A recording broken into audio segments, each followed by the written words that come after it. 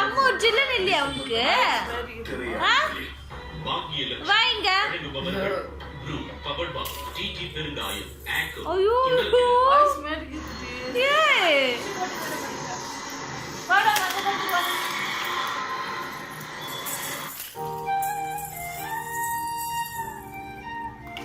சித்தி கூப்பிட்டு மறுபடியும் படுகிறா.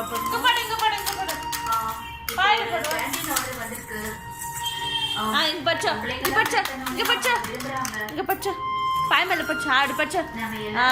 சந்தோஷமா நடத்தலாம். இப்ப கான்ட்ராக்ட் எடுத்தா அடுத்த 3 வருஷத்துக்கு பிரச்சனையே இல்ல.